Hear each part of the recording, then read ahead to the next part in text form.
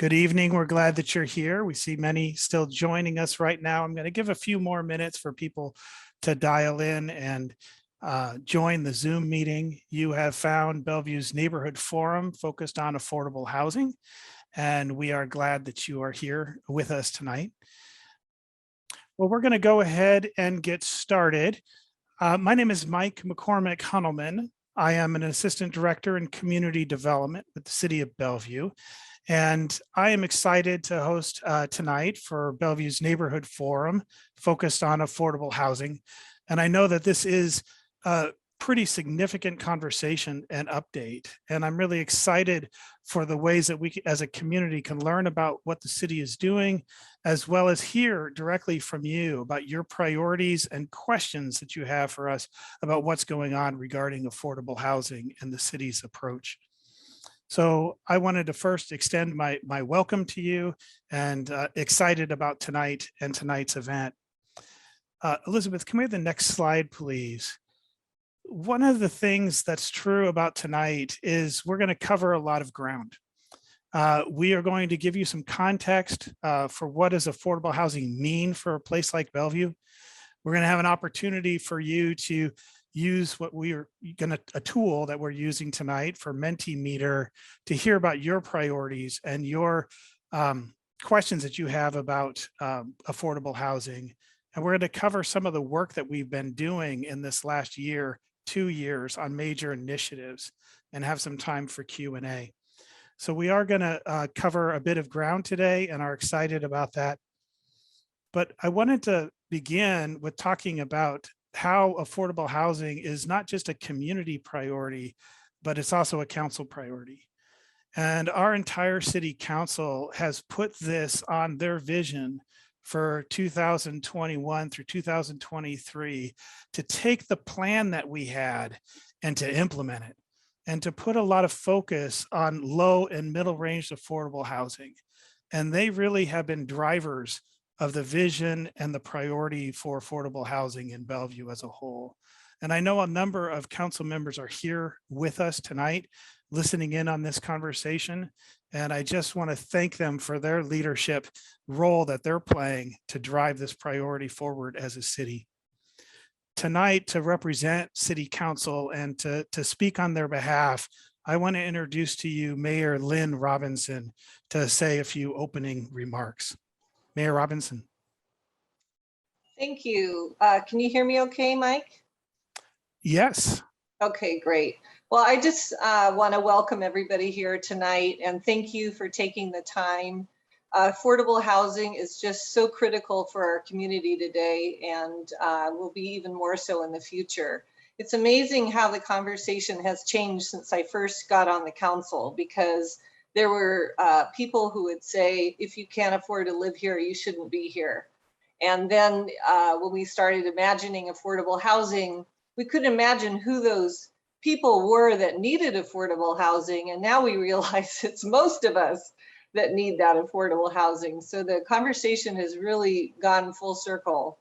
Bellevue is a great place to live. We are constantly winning awards for our city and ranked as one of the best places you can live in the United States. We have great neighborhoods, outstanding schools, a beautiful environment, a thriving economy, and a community that's very welcoming to the world. But we're also quickly becoming a city that's unaffordable to most people. And today in Bellevue, the average rent for a 1-bedroom apartment is $2,241. And this is an 18% increase from last year. And the average home value today is 1.2 million, which is a significant increase from just last year. So addressing the need for more housing, especially affordable housing, is a top priority for the health of our community. And it's a priority that's embraced by all your city leaders. It's going to require a multi-pronged approach and one that involves our entire community in order to achieve. You know, only 10% of the housing in Bellevue is affordable to a family earning $80,000 a year or less. That's very limited stock. We don't have that full spectrum of housing that we need in order to be a complete community. So I want to highlight a few of the successful elements to our approach, which you're going to be hearing about in more detail tonight. So, we are intentional. In 2017, our council adopted an affordable housing strategy that outlined 5 specific strategies and 21 concrete actions that would increase the production of affordable housing in Bellevue. We've made significant progress converting this plan into action, and I'm thankful for all the hard work that has been going on behind the scenes to turn this strategy into tangible results for our community. We fund affordable housing projects. Council continues to fund key projects, and this year has contributed over $8 million towards affordable housing projects. Since the affordable housing strategy was adopted, we have increased our affordable units across the city by 1,349 and have doubled the inventory that we had when I started on the council in 2014. So now we are at 54% of our goal, which we created in 2017, of creating 2,500 new housing units in 10 years. And I have to admit, that goal is woefully low, but it was, what we thought we could achieve at that time, because honestly, it really takes a budget to make an impact with affordable housing. And we didn't have a budget. We didn't know where we were going to find the money to do the work we needed to do. And since that time, we have found a way to make this happen, and we've created a very robust budget. So we are on target to meet this goal, and we'll probably want to update it as we move forward. And we adapt. So this year, the City Council reviewed a multi-family tax exemption, which we put in place, I think it was in 2017.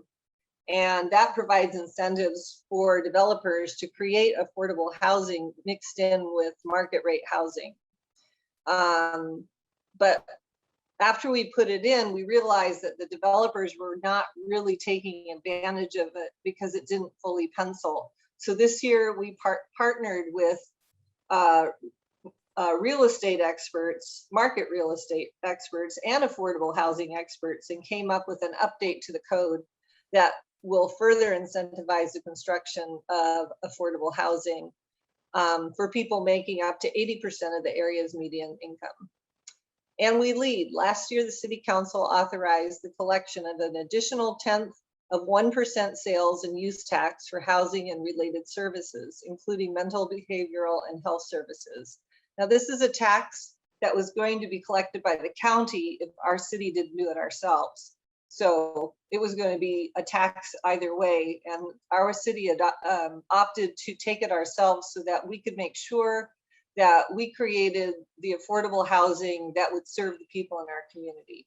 And this new fund is estimated to generate an additional $6 to $9 million a year, focused on providing housing in Bellevue for households earning below 60% of the area median income, and addressing and preventing homelessness and housing instability. And we partner. Bellevue's affordable housing approach has always been rooted in regional and local partnerships. You probably know that we partner with a regional coalition for housing, or ARCH, and we work regionally with other East Side cities to build affordable housing. And we partner with our major businesses and employers like Microsoft and Amazon. And we partner with developers, nonprofits, our faith communities, and our residents to explore new opportunities to advance affordable housing throughout Bellevue. I'm really pleased with the work that we've done with our large employers to preserve some of the older affordable housing apartments that we have, and we've partnered with the King County Housing Authority. They've been rehabbed and been able to retain the people who live there in very healthy environments. These have all been and continue to be effective tools that we're using, but the landscape is rapidly changing, and there is a real urgency around the production of affordable housing. So we have a lot more work to do. I'm thankful for your interest in tonight's neighborhood forum, and I look forward to the ways that we can continue to advance this work and make sure Bellevue is a great and achievable place to live for future families and generations. Thanks so much for being here tonight. Thank you, Mayor Robinson. I really appreciate your welcome and your words tonight. Tonight is going to be a mix of presentation and hearing from you. as you're here. One of the tools that we're going to use to do that is called Mentimeter. And one of the ways that why we use this tool is it allows us to hear from you and see the answers in real time on the screen. So we want to practice that tonight. The easiest way to use the tool is to use your smartphone. But if you don't want to use your smartphone, you can open a new tab on your computer and go to www.menti.com or scan in the QR code and it'll take you directly there. When you get to the website, it'll ask for a code. We want you to put in the code 14174382. That's 14174382. And the first question for you to answer tonight is, where do you live? Where do you live? So please put in what neighborhood in Bellevue you live in. And we'll get some representation. So we have some early front runners there. Go Lake Hills and Northeast and Northwest.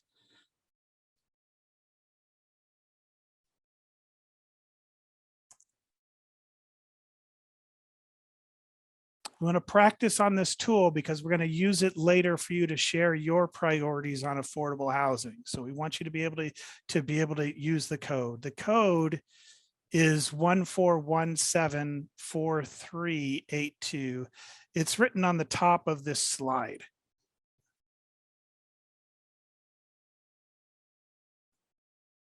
So please find Mentimeter and put in where you live. I see we had about 28 responses so far. I'm going to wait till that number goes up a little bit so that we can practice using the tool and be able to use that. If you can also use the chat to put in your neighborhood. If working on the Mentimeter tool is too complicated, you can put that in the chat as well. Thank you. I see both the chat answers as well as the Mentimeter answers. That's terrific. It's really looking like we're having a good spread of representation from people from all across our city, which is wonderful.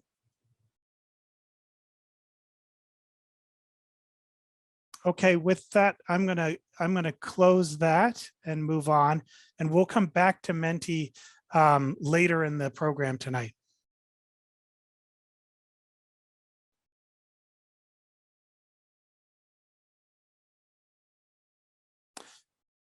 So one of the things that we want to do is first hear about what does affordable housing mean to Bellevue?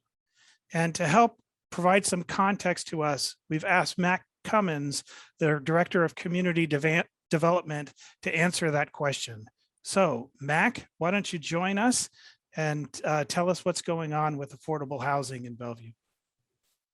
Hey, thanks, Mike. Hey, good evening, everybody. Super excited to be here tonight talking about this topic with you all. I thought by way of introduction, it would be good just to introduce myself and the department. So I'm sure a number of you that participate in the neighborhood outreach events know Mike and his whole team that are providing support here this evening.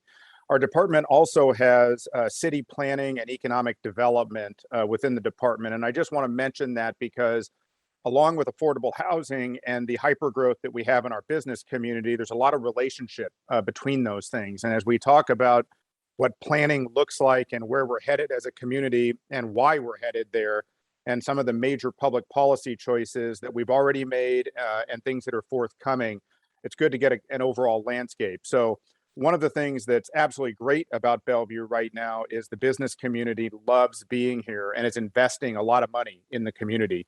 The other part of that, however, is that it's putting tremendous pressure on our housing market. And I'm sure everyone on this call understands that. The mayor threw out a few numbers. I'm going to go into a little bit more detail here in a minute about our existing programs, but probably more importantly, our strategy and why we're aiming for the strategies that we are. I think maybe a good way to start, though, is talking about affordable housing as a topic and in general, and why does it really matter? And why is it really important for a city to be thinking about how to place affordable housing into its public policy lexicon? I would say from a city perspective, there are a number of reasons why that's true. Number one, I think planning is all about planning for people, real people that live, work, and play in the community. And so experiencing the kind of hyper growth that we are, where housing costs are increasing in the way they are, it's logical that we are now speaking to you all about concerns that exist out in the community about people being concerned about if they can age in place or be able to continue to live in the community as they look at retirement and getting into their older years, or if they've raised their kids there, realizing that their children may not be able to afford a home in the community where they were raised. And those things are very weigh heavily on people as they're emotionally connected to a physical place that they love so much. We also talk quite a bit about the role of the workforce and having people be able to afford to live in the place that they work. Local workforce is the foundation of any local economy. And right now, we only have about 10% of our residents working in the city.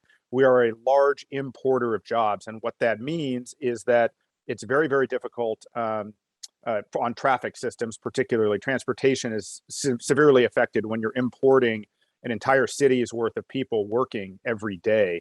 And there are a whole lot of folks that just can't afford to live here. And we're going to talk about what that looks like as well. So one of the main topical buckets, if you will, to try to start talking about affordable housing and how it really works is understanding the relationship of jobs and job growth and housing growth. And right now, cities in an unprecedented growth period of job growth. And we're, as I mentioned earlier, importing an entire city's worth of jobs every day and adding smaller number of housing units. So one of the things I'm always struck by when I talk to Bellevue neighborhoods is the sophistication level with which so many of you ask questions and talk to us about things. And this will be somewhat self-evident to everyone, but if you think back to Economics 101, if you continue to increase demand for any product without increasing supply, pricing will go up. And the impact of that creates the strain that we're seeing right now. So we have a very deliberate strategy to start thinking about this jobs housing imbalance that would have multiple impacts, reducing commutes for people, allowing the city to continue to grow and be economically healthy, but grow smart around transit opportunities and what we call the growth corridor. Also helps the environment, which is a very important concept up here in the Pacific Northwest. So though we're planning to add jobs, we are planning to add them and significant amounts of housing in and around the transit, which is primarily along where the new light rail line is going. So if we jump to the next slide, I want to talk a little bit about the current housing costs. And the mayor mentioned a few statistics. I think I'm going to throw a few more at everybody. The 19% rise in home price in a single year is a phenomenal amount. That's in the tune of hundreds of thousands of dollars when you're thinking about what the median cost is. I think maybe a more staggering number is the current cost of a home in Bellevue right now is 138% higher than the national average. So I just mentioned that again, 138% higher than the national average. This has significant strain on lots of things within the community in terms of affordability and our ability to continue to attract and retain talent. And we have lots of good people that want to live here and work here and simply can't find a housing unit that they can afford. And we've heard the comments, I'm sure we'll have some dialogue about this later, families making upwards 150, 200,000 a year and having difficulty finding a housing unit. We're going to talk tonight about the whole spectrum of housing. And there were some questions in the chat earlier about quote unquote low income housing and different levels of affordability and how that's all calculated and what the terms mean. Why don't we go ahead and jump to the next slide? I think that's a good place to start here. When we talk about affordability, affordability is generally a term that comes out of the 1968 Federal Fair Housing Act, and it contemplated that 30% of your total income should be spent on housing. And by that, we mean no more than 30%. And that became the rule of thumb when we talk about affordability. And that is a number that is calculated on gross income. That means pre-tax or pre-Medicare, Social Security, and other things. So if you think of the median income no more than 30% should be spent of your gross income on housing.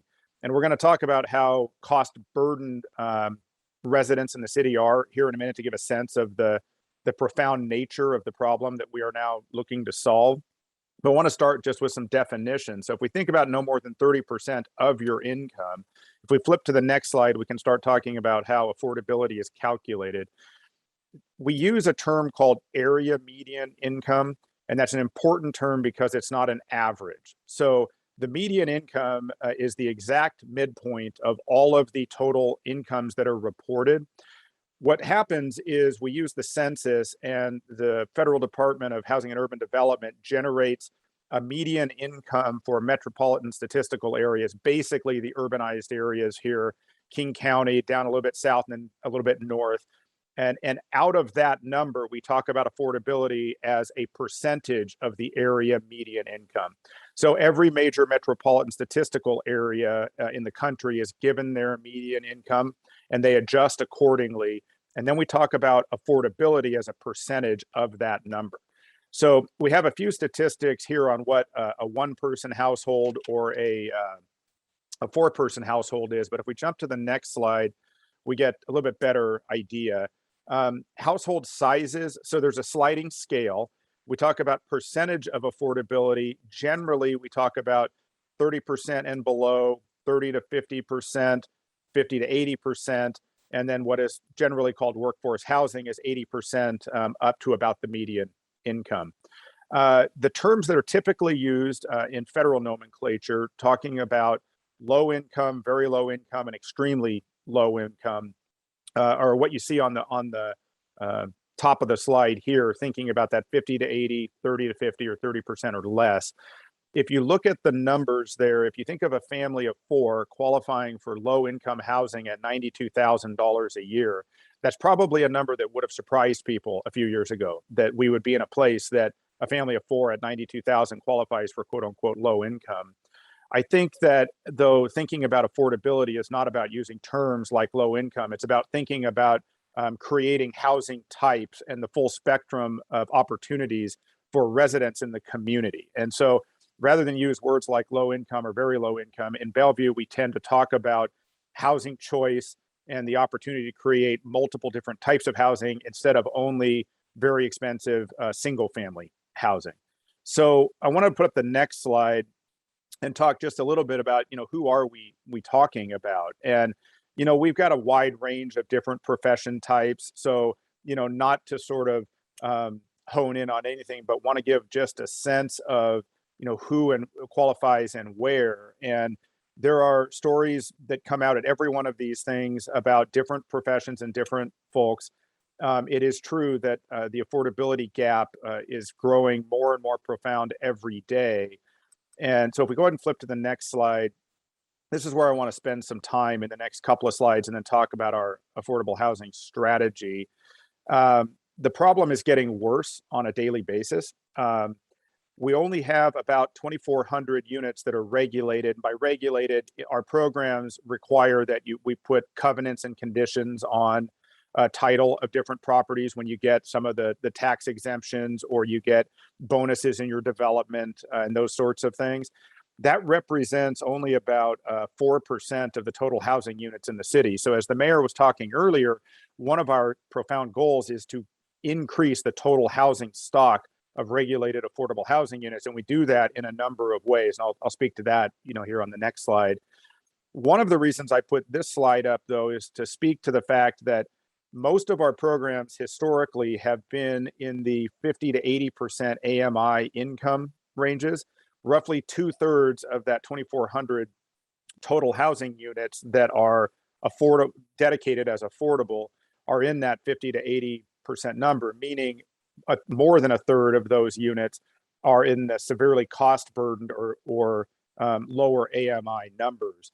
And that represents probably the biggest need and also the most sensitive populations that are in the most need of stable housing in the community.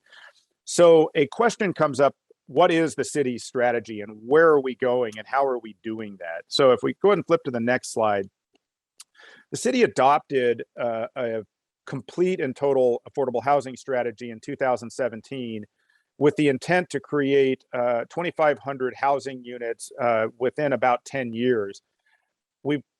We're going to hit that number unquestionably, and we're going to hit it earlier. We've actually started a significant dialogue, and just to amplify some of the things that the mayor mentioned, we are in the process now of talking about maybe the city needs more than that 2,500 number. And in fact, maybe we should be more aggressive in our affordable housing. We also put in place, probably it was 2018 or so, multiple millions of dollars annually in the city's CIP to help build and subsidize the construction of new affordable housing. So to mention, on top of the mayor mentioning the 8 million that we've committed just this year alone, that number is probably more like an 8-figure number when you count in some of the other programs that we have already committed to, and the 0.1% sales tax that is in that 6 to 9 million annually. The affordable housing strategy is really based on two main concepts. One is to look at anything in our regulatory powers that we can do that will help make it easier to build housing, enter the housing market, and so forth, and then to look at leveraging any public monetary sources to help preserve or create housing. And so we do that really in 5 big ways, and those are the 5 strategies that you see up on the screen.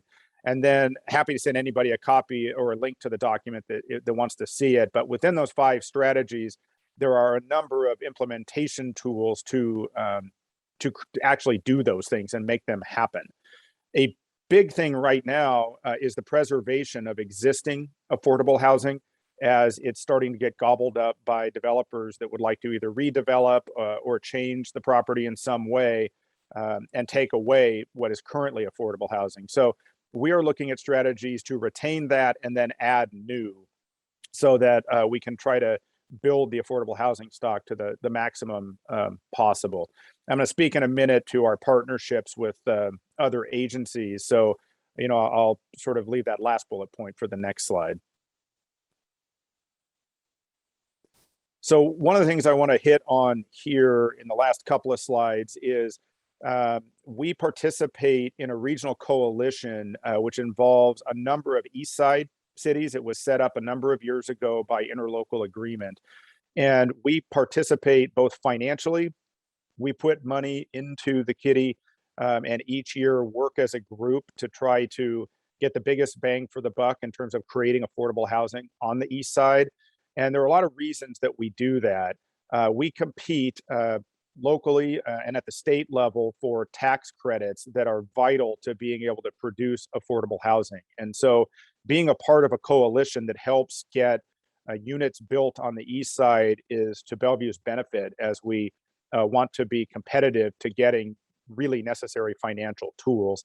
The other thing we do is sit with the other member cities and work on policy and or implementation things that can be brought to each of the member city councils for consideration, so that we can think about how to tackle the affordable housing situation and or policy. If we jump to the next slide, questions around who else we partner with.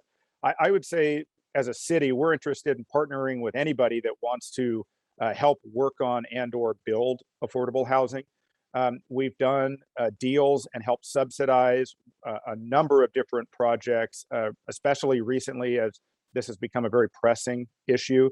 So I would tell anybody who sits on a board of a nonprofit or works with a nonprofit, please don't be shy. Pick up the phone, call us, call Lindsay Masters, Executive Director of Arts. We are happy to play marriage maker and try to do everything we can to get units built. So I think I'm going to go ahead and stop my comments there. I'm going to hand it off in a minute here to Emile King, who is our Assistant Director in charge of planning in the department, to talk about some of the very specific programs. I'll leave you all with thinking about housing and thinking about its role in city planning for us is a very, very important concept about the fabric and the soul of a community. And it's not just a numbers game. It's about real people that have real lives and wanting to be that complete community that we talk about here. So for me, having a chance to come to these things and just talk to you all about what you want for your community and the pressing issues of the day is one of the best parts of my job, to be honest. So we're here to listen to you tonight, and I'm sure there will be a bunch of questions for me. So I'll be here for Q&A later, and I'll hand it back to Mike at this point. Hey, thank you, Mac. Before we move on to Emile and Tara to share about more specifics on citywide initiatives, we do want to carve out this chunk of time to hear directly from you about your priorities in regard to affordable housing. So we're going to pull back up Menti and the Mentimeter, and we want you to enter in what are your priorities around affordable housing. And I see some people have already started. You can go to menti.com and put in the same code, 14174382. It's the same place. Or if you want, you can drop your priorities for affordable housing directly into the chat. We'll read them both in both places. So I want to give some time for you to do that and write in and share your priorities.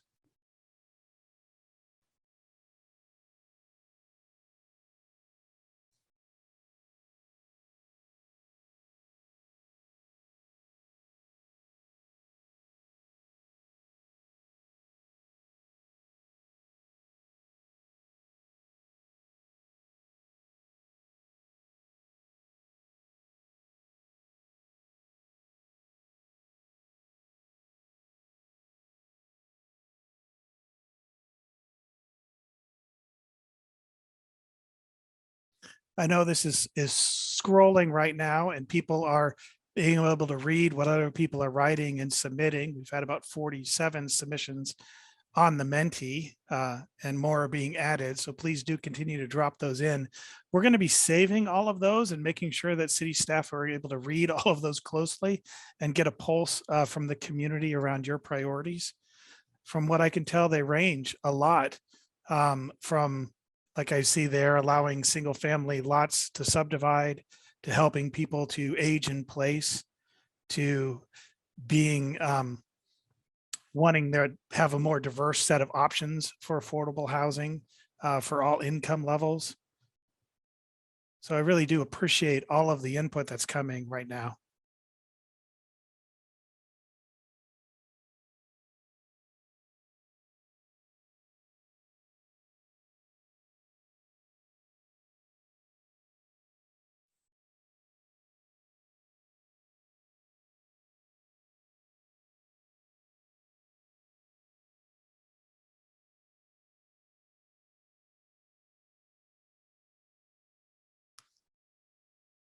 We've heard that a lot about allowing teachers to live closer to schools,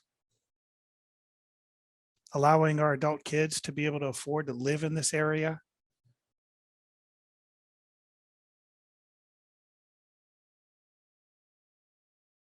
I love the ensuring Bellevue is a diverse community for workers and retirees to live together.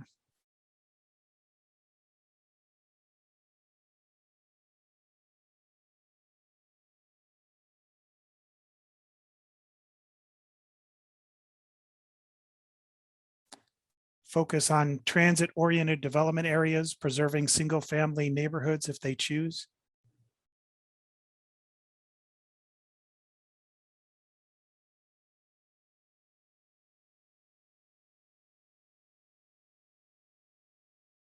You can see the wide range of sentiments that are represented in these comments.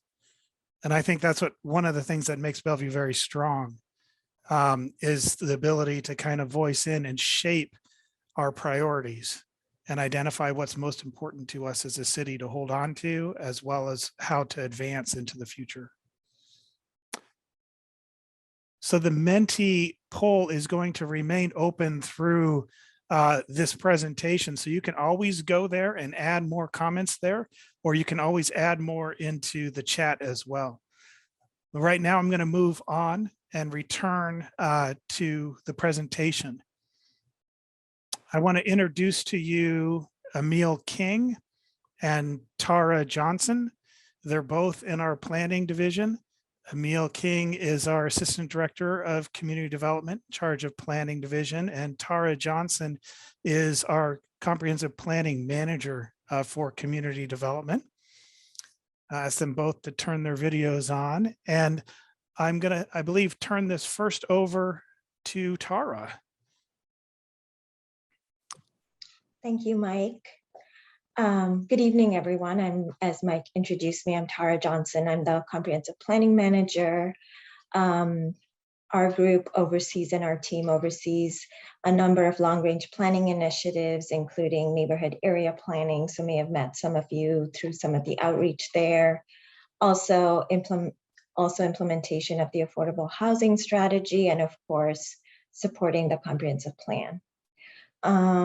As part of our conversation this evening, we wanted to provide all of you with a little bit of an overview and background on some of the affordable housing initiatives that we've been working on in the last couple of years.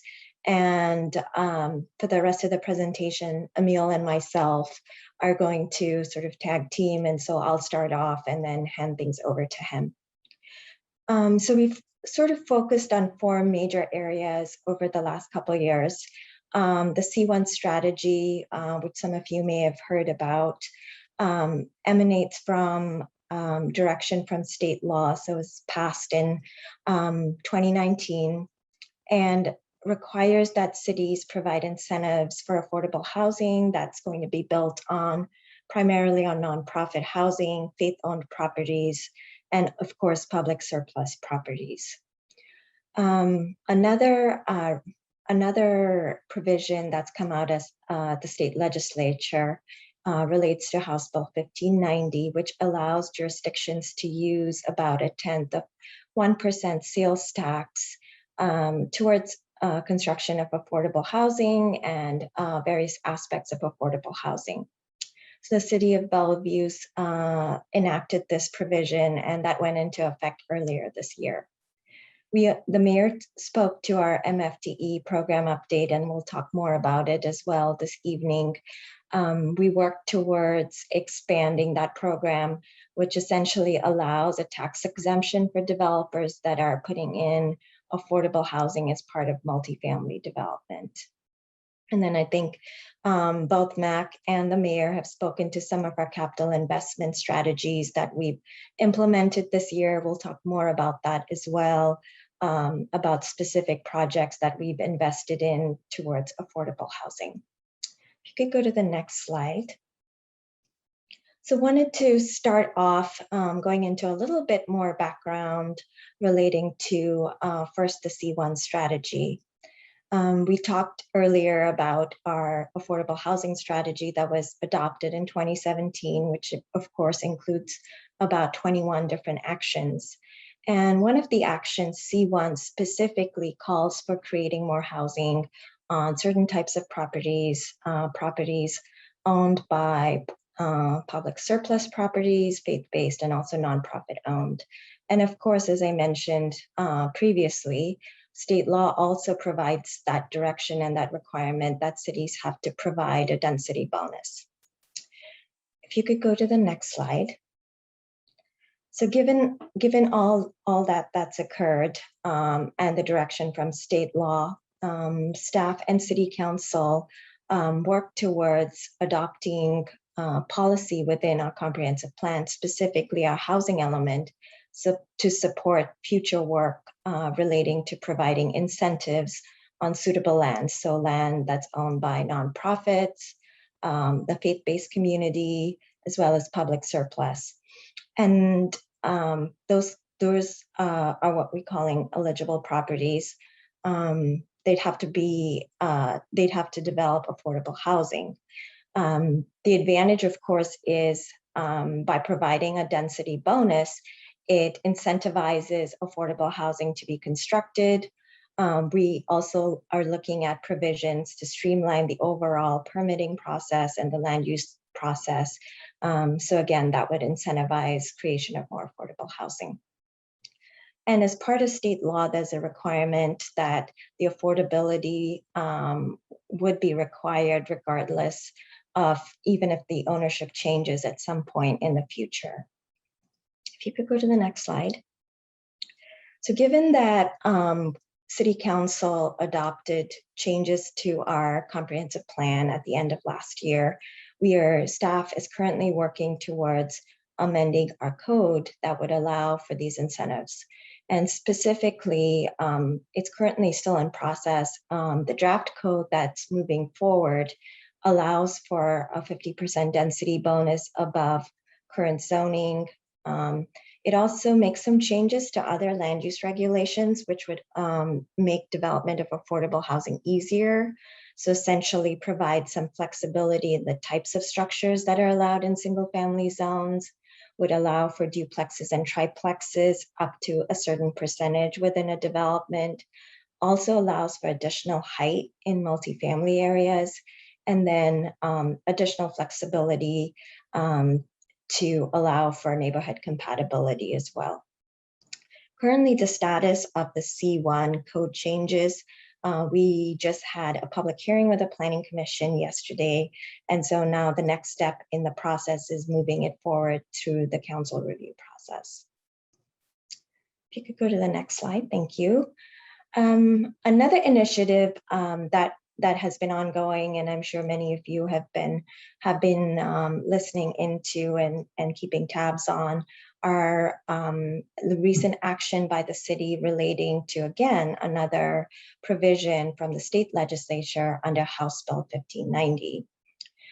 So essentially, the state legislature allows cities to use a portion of their sales tax towards affordable housing and then associated services. And as I mentioned previously, City Council authorized this at the end of last year. And then the tax, of course, went into effect at the beginning of this year.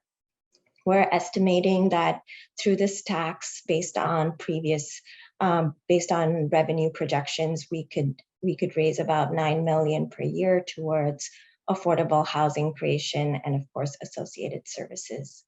And this also aligns with one of our affordable housing strategies, Strategy E, which calls for prioritizing state, county, and local funding towards affordable housing. You could go to the next slide. So a little bit of detail on how our 1590 funding can be utilized. So of course, primary intent is to incentivize and create additional affordable housing. So can be used towards funding affordable housing development, also land acquisition towards affordable housing, also operating funds for services that may be incorporated as part of those affordable housing projects.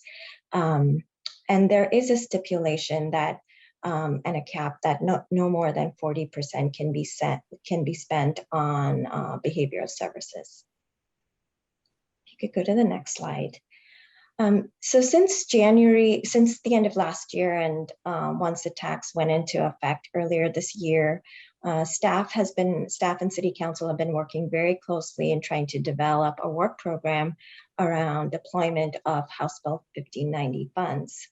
Earlier this year, in August of this year, City Council awarded about $1.5 million towards services, and there were 19 different agencies that received funding. So the breakdown was $810,000 for rental assistance, $152,000 for supportive services, and then about $700,000 towards behavioral health services. In addition, City Council also awarded or made available $6 million for construction of affordable housing that could go towards construction or acquisition, could also go towards partnerships with housing developers and nonprofit providers.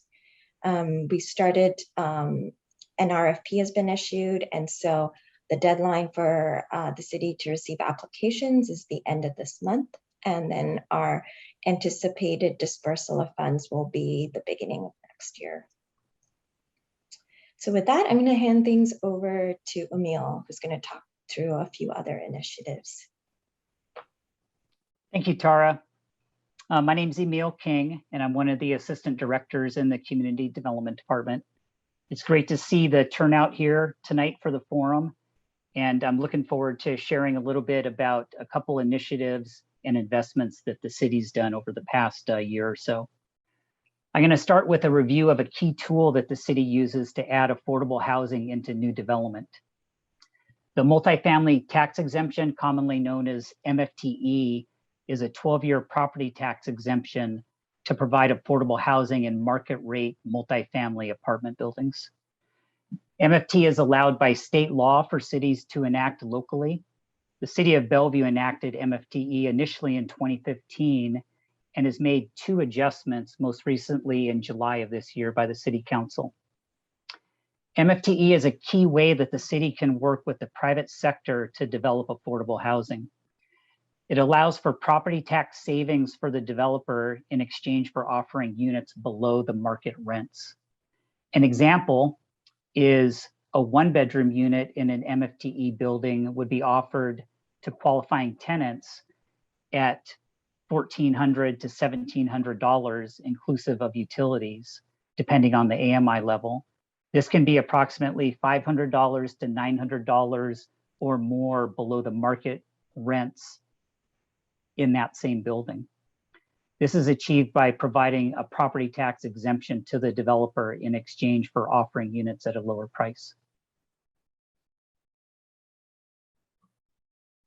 A goal of MFTE is to maximize usage of the system while meeting the city policy objectives. When we updated the MFTE system with council, we expanded the geographic eligibility citywide without actually changing any underlying zoning. We also simplified the program to focus on 80% AMI incomes. As you remember, this is about $92,000 income for a family of 4 and $64,000 for a single person. We also have provisions that can require deeper affordability when you use the MFTE along with some of our land use incentives in the project.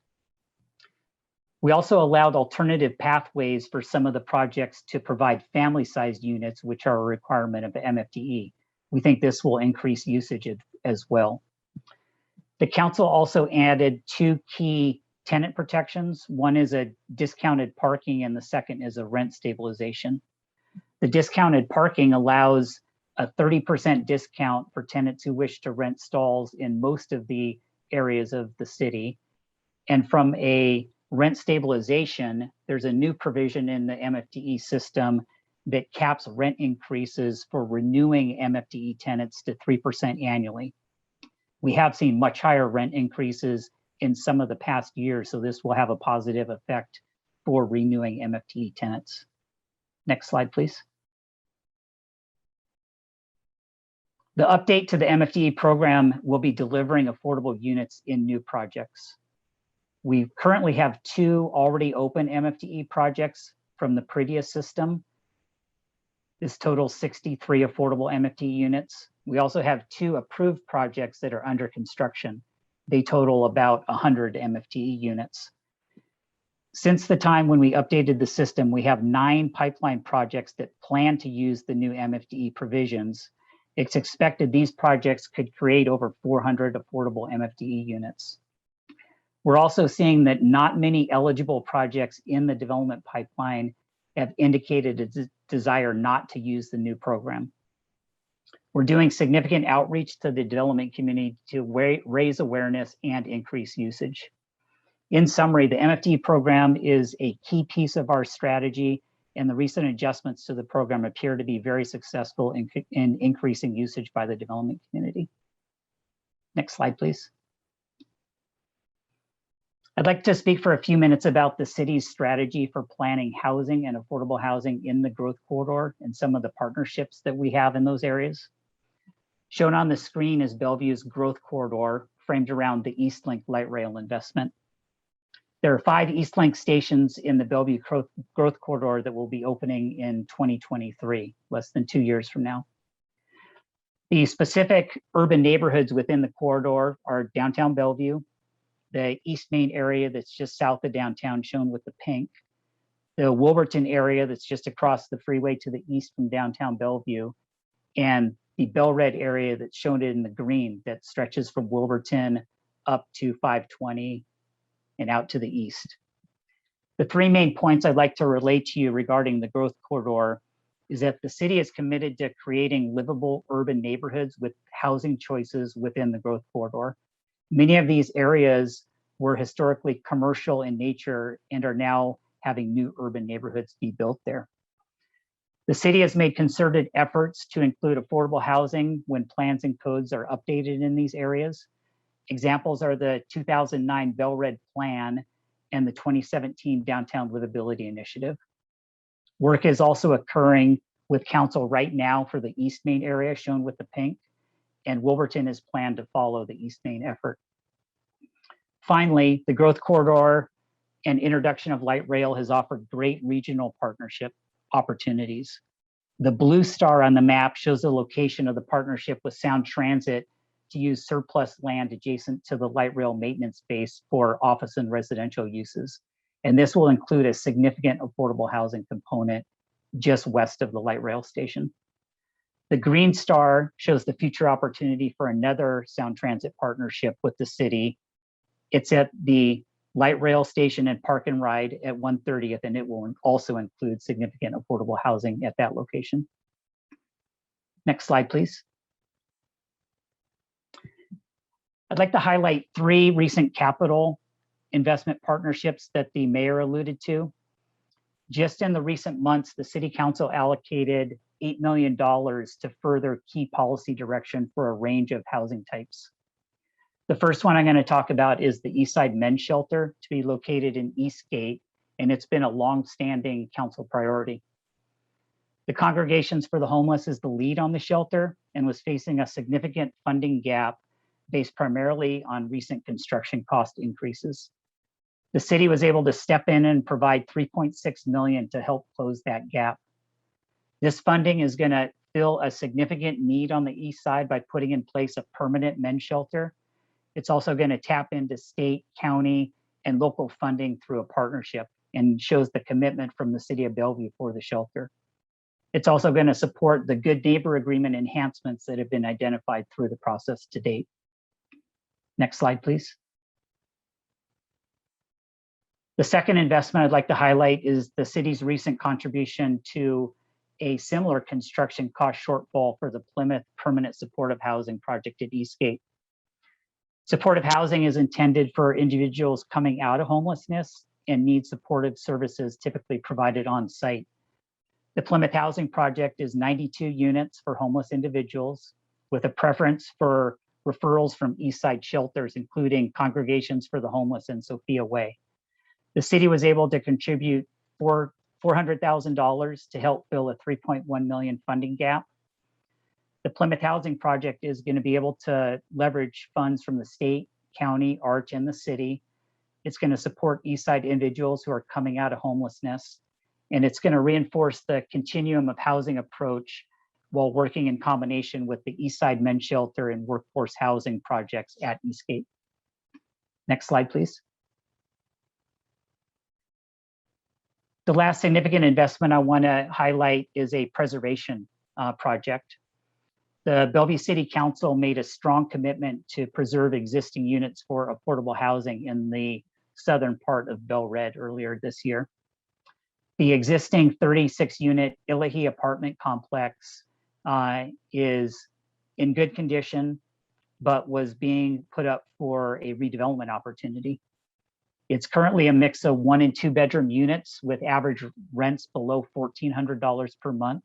This is well below the market rents that you heard Mac talking about earlier. This partnership between the King County Housing Authority, the Amazon Corporation, and the city contribution of $4 million makes an immediate positive impact by preserving these apartments.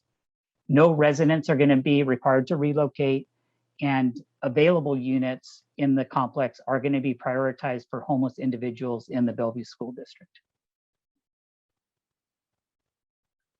I'd like to conclude by mentioning a couple of upcoming opportunities to hear more about the city's affordable housing efforts and to participate. On October 11th, staff will be providing a progress report to council on the city's affordable housing strategy implementation.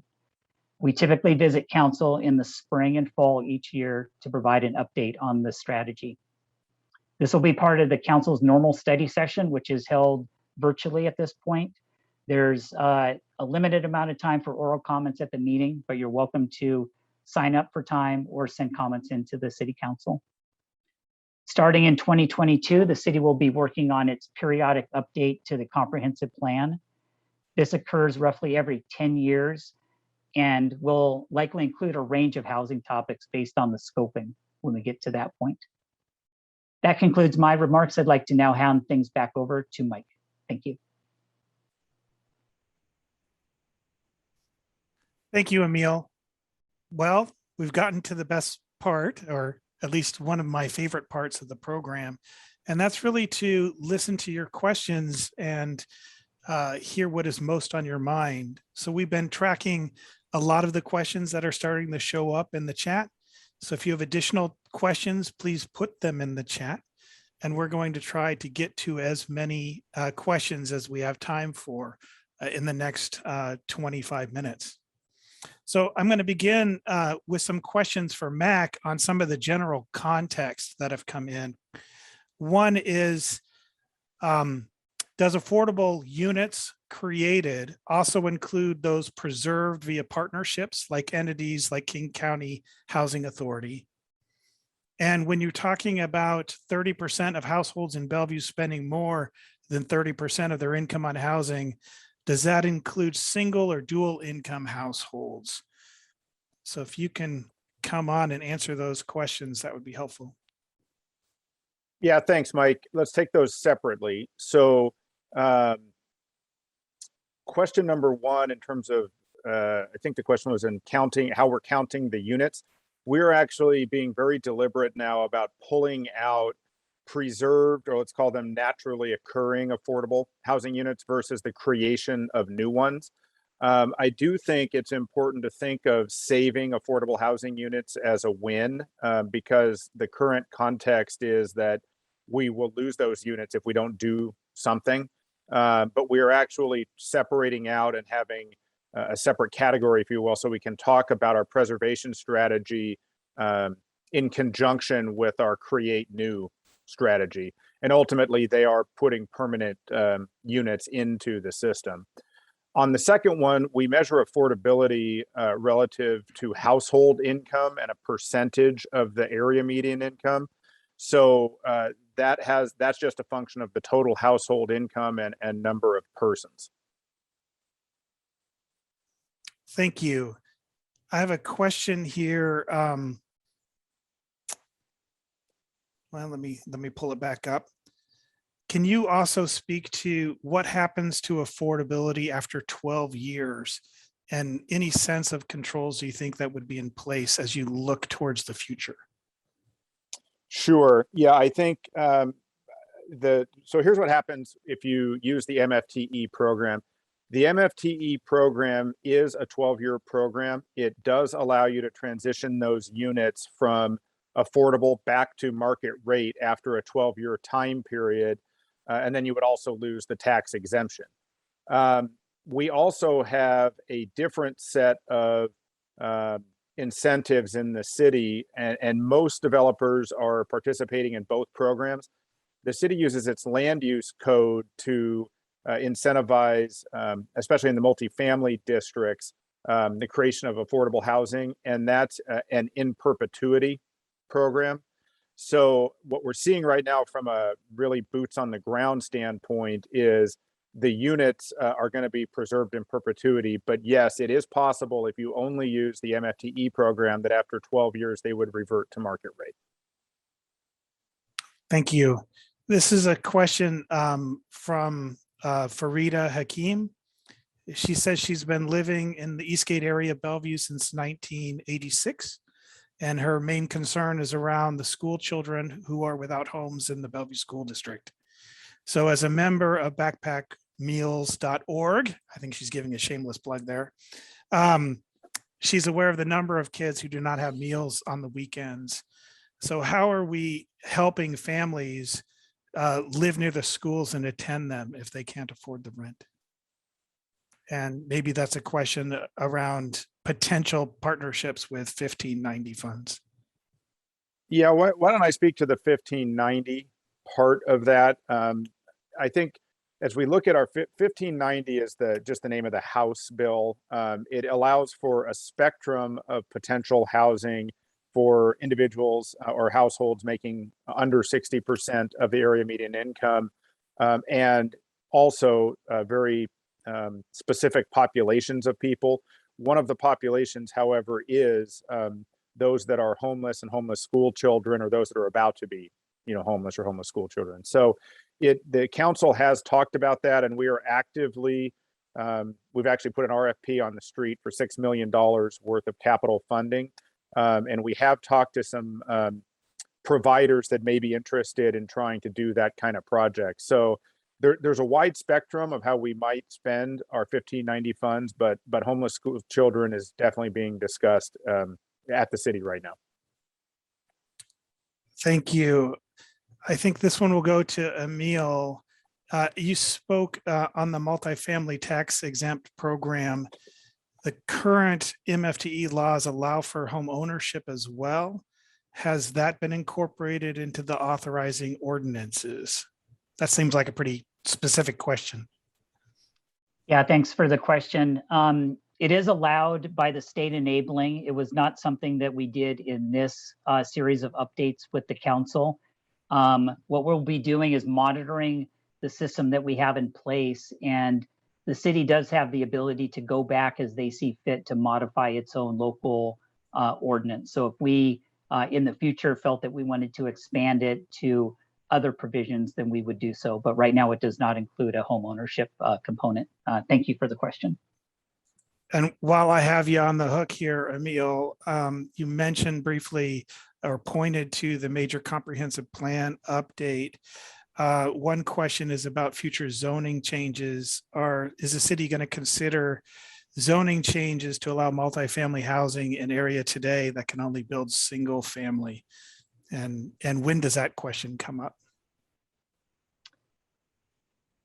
The periodic plan update will be doing the scoping with our city council early next year. So we'll be setting the parameters for what areas we'll be looking at. We don't have a preconceived notion of the specific elements that would be in play. There's a public scoping that would help drive the elements that we want to look at. And I see this question come up, and I resonate with this question. And this question is probably a larger picture question. This is I'm not downplaying the actions taken, but there's a gap that I fall into. My household makes too much for the affordable housing options, but not enough to purchase a home or even rent a small apartment within Bellevue, even as a job is in Issaquah. Is this gap something that is being planned to address as well? You're giving that to Mike. All right, Mac, I'm giving it shove it to you. Yeah, so that's a really astute question, to be honest. And we are talking about that right now. The concept that you're getting at for individuals that make more than what typically allows them to get into a quote unquote affordable housing, but not making enough to live in a community, is a concept that amongst planners is referred to as the missing middle housing. So people that are super high income earners, afford the super high income or the super high cost housing. And then a lot of times governments will build from the bottom up. So that missing middle and the gap from workforce housing up to if you can afford the upper echelon of housing, that missing middle is something that we are starting to contemplate. We do not have specific programs for it, but it is something that we are talking about along the entire spectrum of housing needs.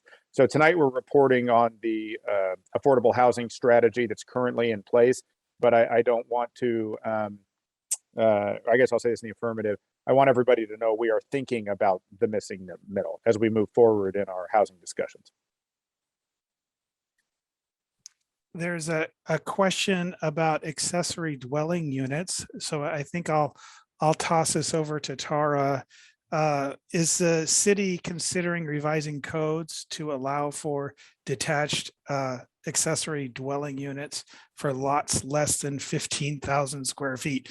Another very specific question, but what is the city's conversation around accessory dwelling units?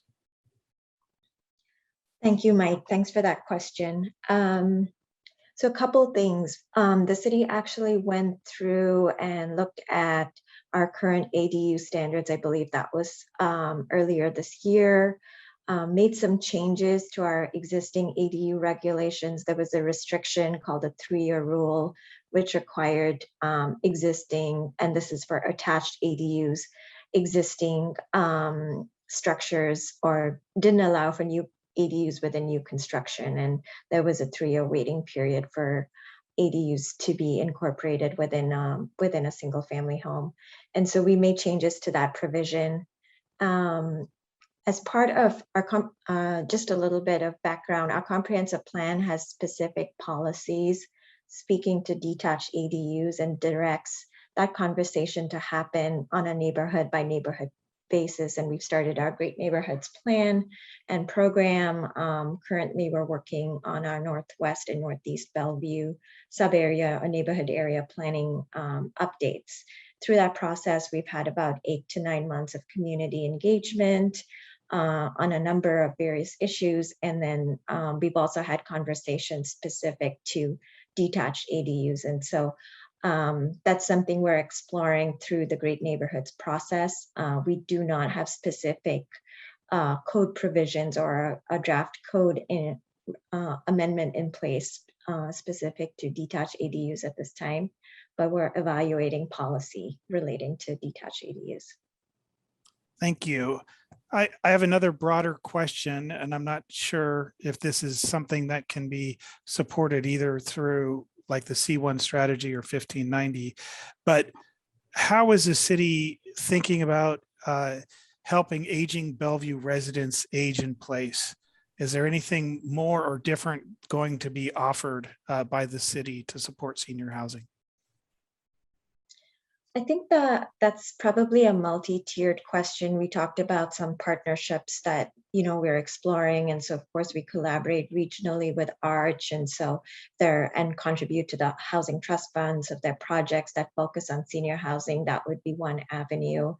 C1 does provide a density bonus incentive on faith-based and nonprofit owned property. So it'd really be up to the developer that's interested in pursuing that density bonus incentive. They wanted to accommodate senior housing as part of that effort. That's certainly something that could occur. And the conversations that staff has had with some of the faith-based communities, that's certainly something that they look at, and definitely have that mission to help our seniors.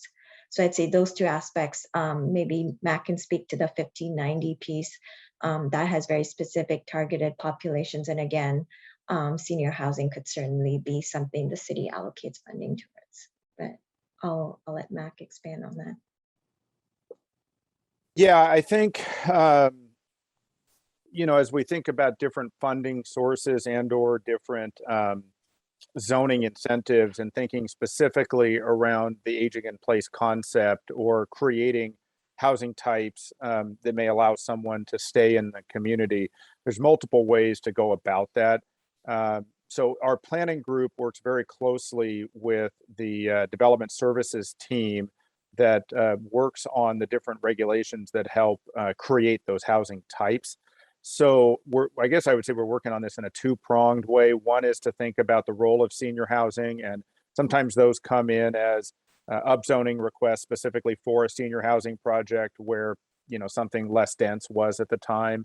And certainly there has been support for that, generally speaking, as we think about how to add that specific housing stock.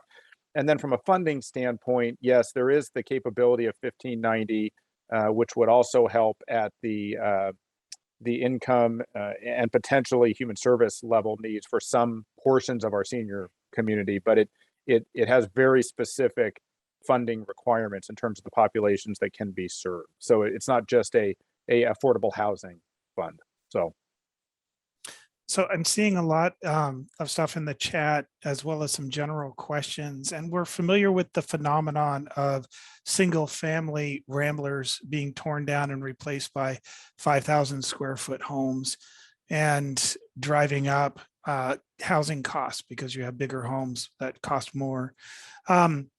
What is the conversation on today about preserving neighborhood character in older neighborhoods, or even maintaining some of the smaller rambler type housing stock in the city? And I know that's may not be officially affordable housing, but it definitely is a housing question that is permeating. So I'm wondering if we can sort of speak to some of that.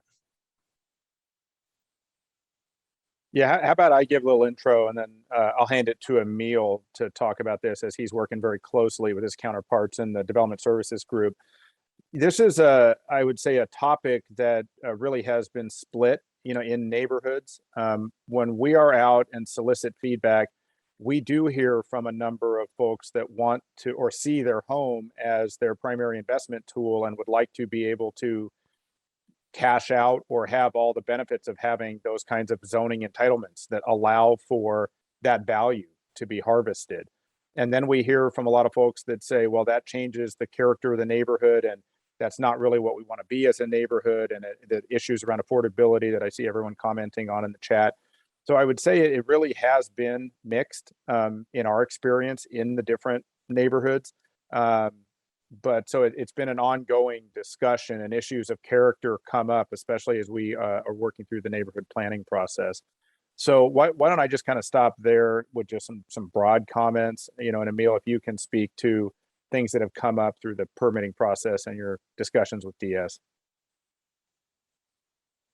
Yeah, it's a very, I guess, important discussion to have right now, because as we see the demand on some portions of the city to actually do tear downs and rebuilds of that 5,000 to 6,000 square foot size, it's creating a lot of kind of dialogue in those neighborhoods about their character.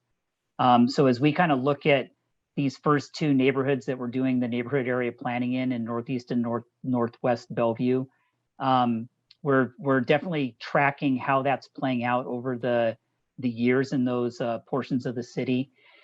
It's interesting, if you look back in certain parts of the city, you've had more remodels.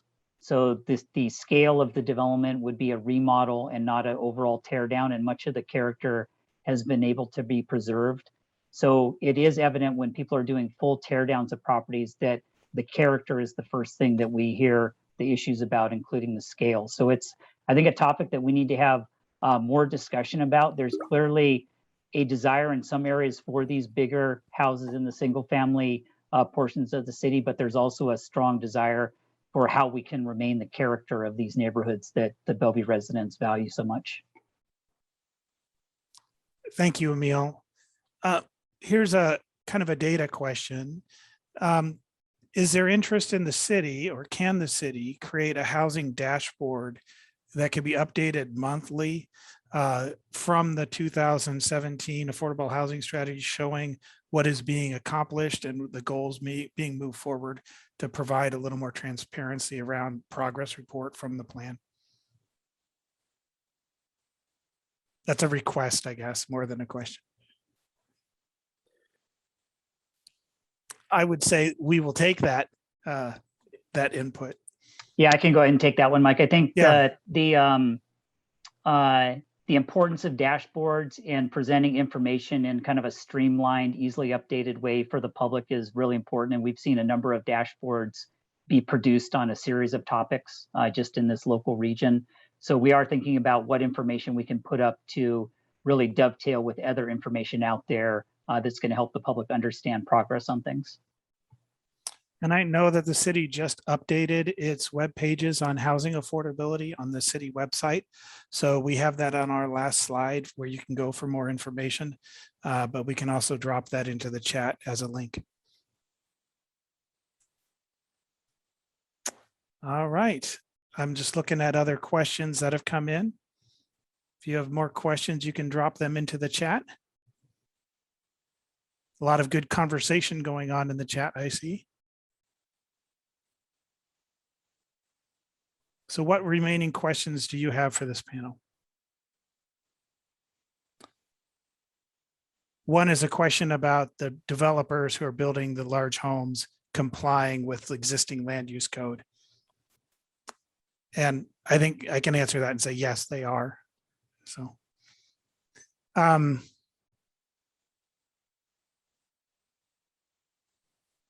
okay.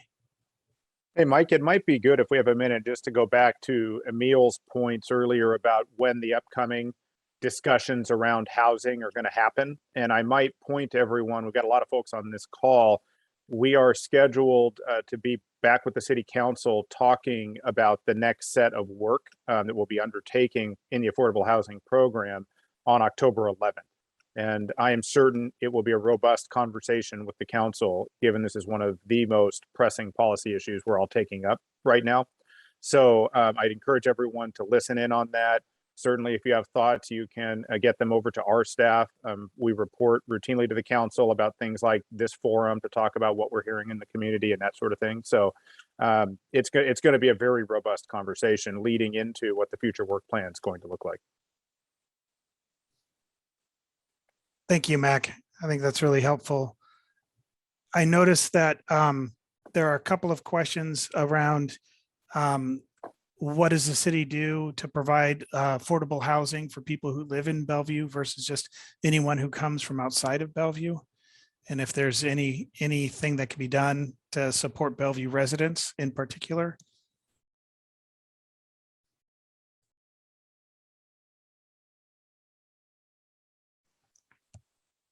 I'll take that, Mike. Sorry, Yeah. I'm just not sure if Emile was going to jump in there. Yeah. There's so many people. I'm not seeing everybody on one screen at one time. So there's a couple things we do there. Absolutely, yes, we're interested probably in both things, but I do get the concept. What about people that are in Bellevue that are either being displaced or somehow find themselves, not being able to afford to live, in the city?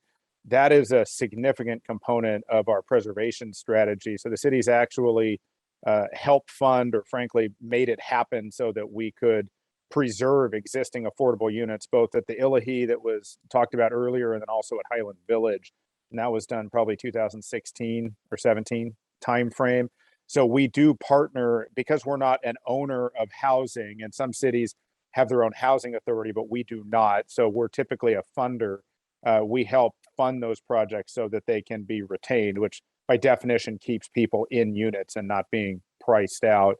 The other thing we do is try to keep an interest list of local individuals so that we can try to hook them up with affordable units, whether that's through ARCH or through KCHA. So there's a lot of things we can do there.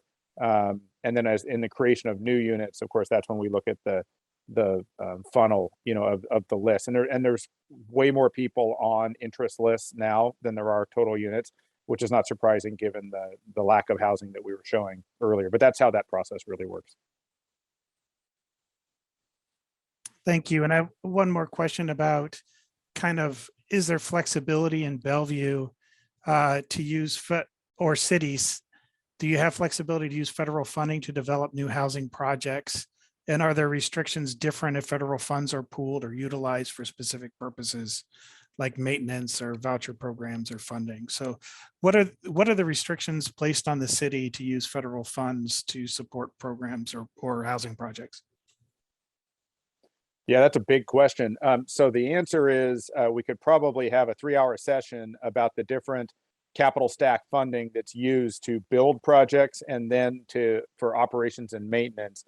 The short answer is it is almost always, like nearly 100% of the time, that there are multiple sources of money used for both the creation or preservation of the affordable housing units and then the ongoing O&M monies. And each capital stack actually has a different set of requirements, whether that's coming from the state government or some kind of condition the city puts on the funding award, and then of course the federal monies, and then there are tax credits and how those work. So the long and short of it is, yes, there are a lot of projects that use federal monies, and a lot of people think, well, that might be like a Section 8 voucher. It could be CDBG funds or home funds. It could be some type of award for housing. There's a lot of emphasis being placed on the creation of housing, especially near transit now. And so that's filtering through not just from the federal government, but from a lot of states, and Washington is certainly one of those states. So we access the Housing Trust Fund in conjunction with Arch to look at projects. So